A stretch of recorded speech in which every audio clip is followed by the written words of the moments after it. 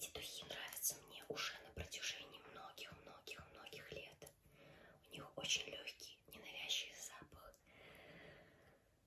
К слову сказать, я не люблю яркие, насыщенные цветочные ароматы, как многие.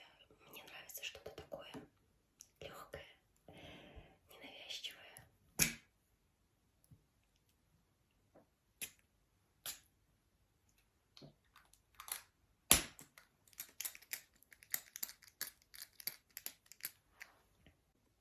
Также в ряду моих фаворитов туалетная вода Кёл от Жан-Марка Вентури.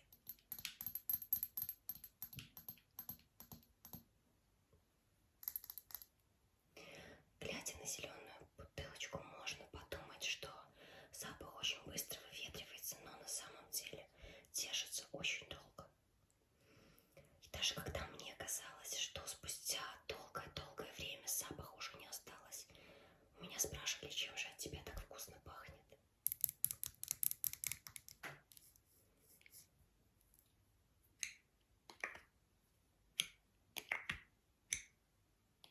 Брызгаться я уже не буду, потому что использовала другой аромат только что. Вот это два моих фаворита. Что касается духов и туалетной воды. Теперь перейдем к уходовым средствам. У меня здесь наставлено много всего. Мицеллярная вода от Эвелин. По праву считается моей самой любимой. Я могу ее советовать. Мне нравится как Эвелин с гиалуроновой кислотой, так и Эвелин с алоэ. Но если вы спросите, какая из них моя самая любимая, то я вам отвечу, что с алоэ.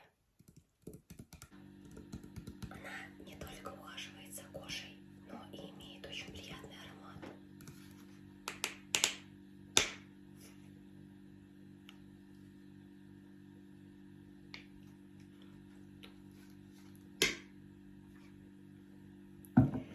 Также в ряду моих самых любимых уходовых средств мицеллярная вода Дав. Ее уже стало совсем мало.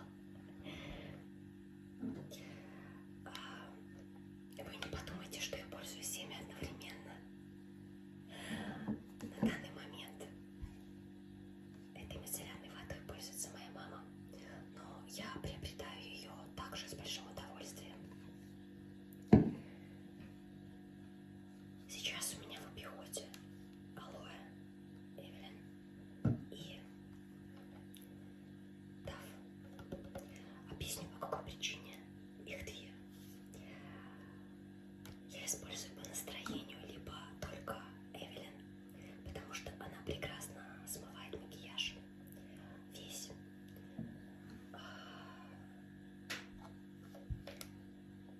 Либо Эвелин и Дав, поскольку Дав прекрасно справляется с тем, чтобы снять тональные средства,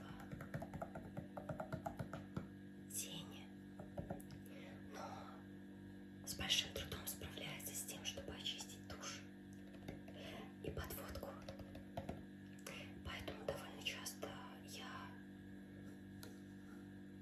использую Эвелин для снятия макияжа с глаз и Дав для лица. Скоро она закончится.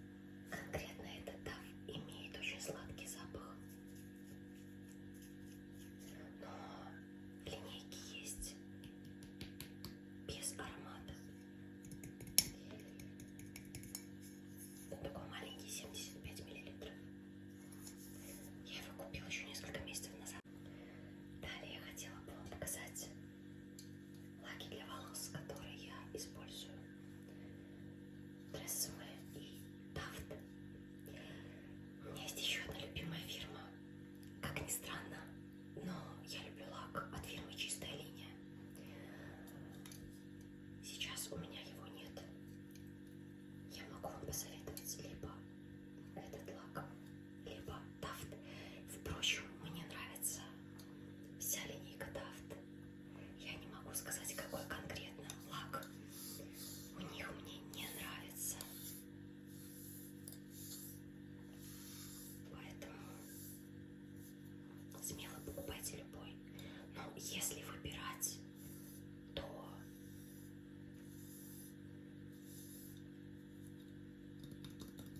обращайте внимание на черные лаки Тафт, на всю черную линейку.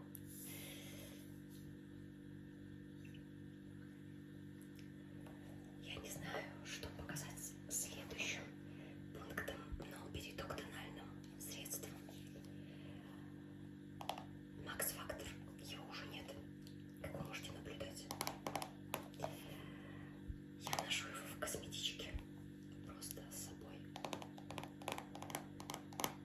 У меня в оттенке 100 для самой светлой кожи.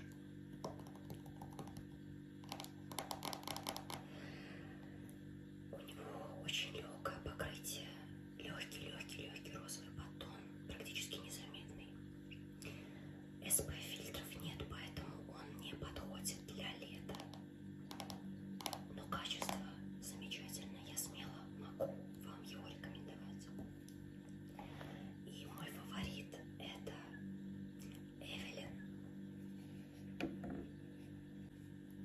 Evelyn Tea Tree, матирующий тональный крем, антибактериальный. Масло чайного дерева, витамин Е, экстракт зеленого чая. Написано, что этот крем матирует кожу, но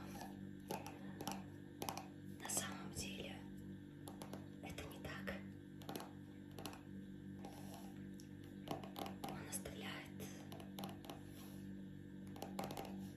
если у вас очень-очень сухая кожа, то может оставить сатиновый финиш. Если комбинированная, как у меня, то легкий блеск. И тут уже на ваше усмотрение припудривать его либо оставлять. Все любят по-разному. Но почему я его советую? Потому что он не забивается в поры. У него максимально легкое покрытие, как у среднестатистического консилера, даже может быть и легче. К тому же он содержит ухаживающие компоненты, и давно проверено, что это все не ложь. Хорошую рекламу я создала этому крему. Дальше мы перейдем к оформлению макияжа глаз. Я буду рассказывать не обо всем. Начну с карандаша Каяла. У меня Каял от Essence.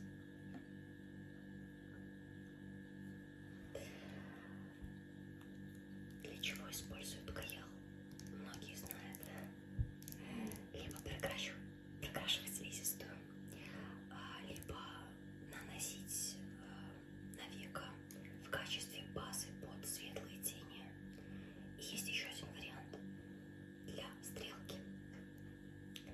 Для чего использую я в качестве базы под белые и серебристые тени, которые я очень люблю.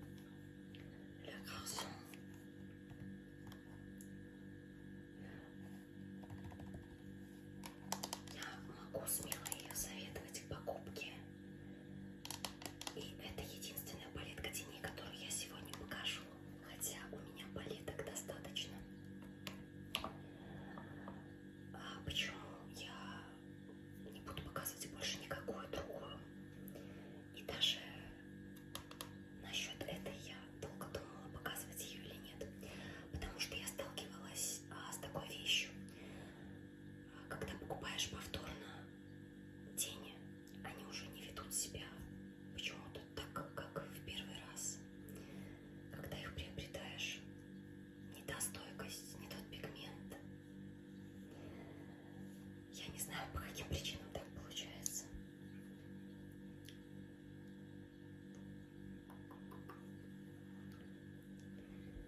Кисточки для макияжа как отдельный вид искусства. У меня их очень и очень много. Есть вот такая вот толстенькая кисточка для нанесения тональных средств, либо сухих, пудры в частности. Чаще всего я пользуюсь для того, чтобы нанести сухие средства вот такими кисточками.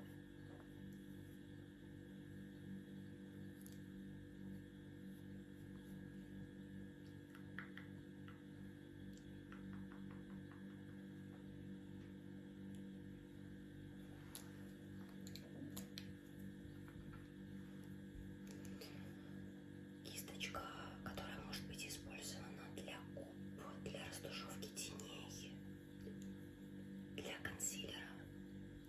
В общем, для чего только вашей душе угодно.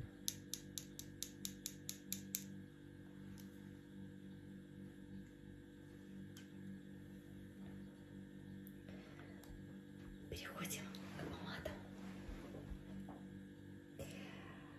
Фирма, на которую я в последнее время обратила особо активное внимание, это Beauty Bomb.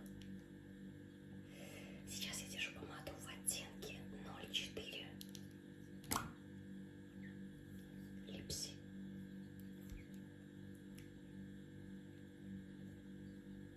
Она бордовая.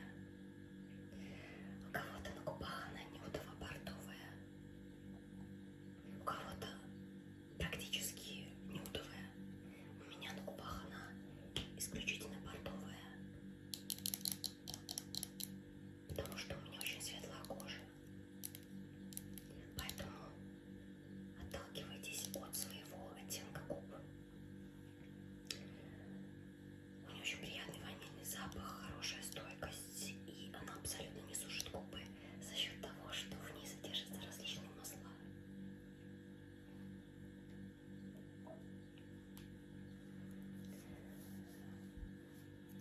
Помада с алоэ с Алиэкспресс.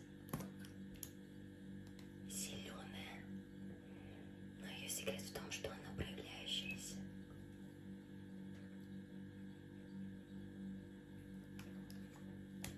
Проявляется она в такой розоватый цвет, розовато-винный. Опять-таки все зависит от цвета ваших губ. Пресловутая Nivea, которой я не могу пойти стороной. У меня гигиеническая помада с арбузным оттенком тоже имеет цвет.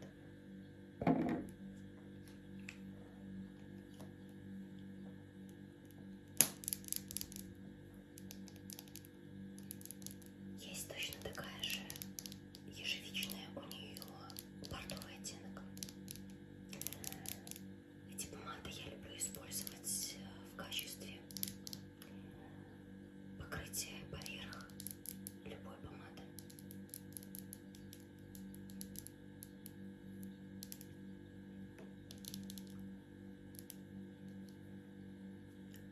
Они очень приятно разбавляют цвет.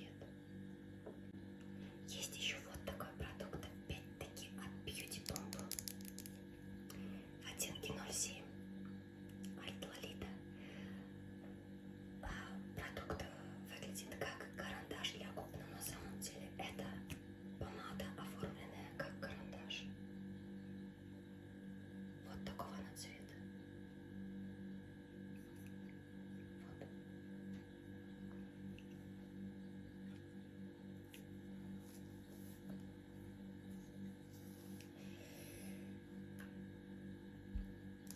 Тушь.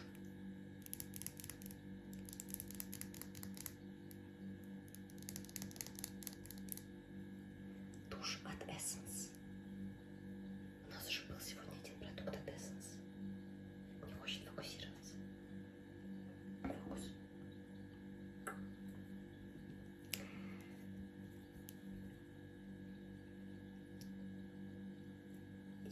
именно вот такие вот кисточки пушистые.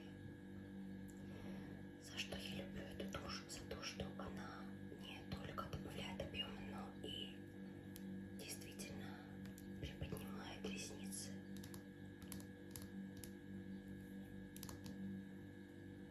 I love Extreme.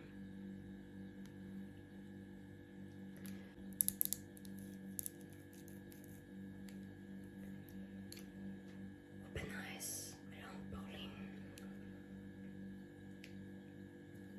Про нее я не могу сказать, что она удлиняет или подкручивает, но она добавляет объем.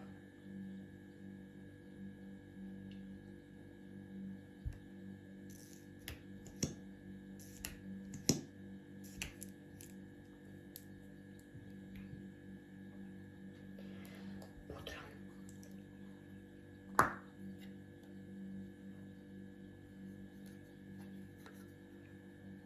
Снова Beauty Bomb. Эту пудру я очень полюбила. Она тоже с маслом чайного дерева. Ухаживающая. Здесь были сердечки, но я их уже стерла. Прекрасная во всех смыслах пудра. Вы можете использовать ее как самостоятельный продукт, так и подпудривать нежелательный блеск или покрывать легким слоем тональное средство. Все зависит от вашего желания. Единственное, что если вы наносите поверх тонального крема, то нужна большая пушистая кисточка. Сейчас я такую не взяла. Но в целом смысл понятен.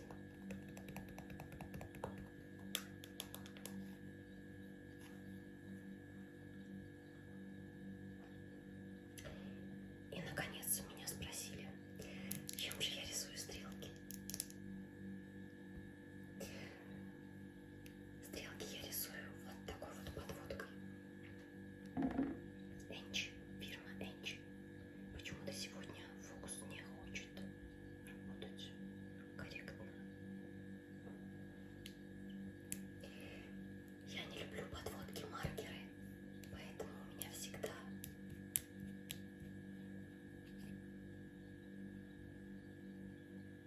продукты подобного плана. Мне очень удобно с ними работать.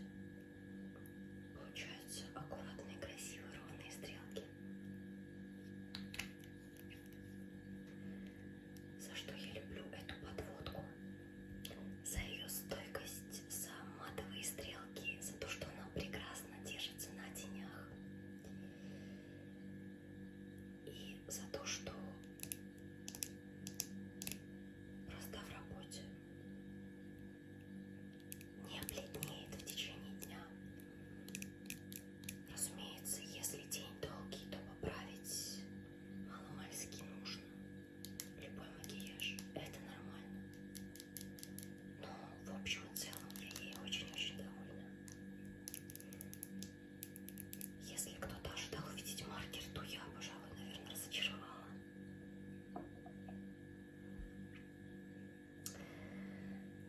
Так, ну и напоследок покажу еще два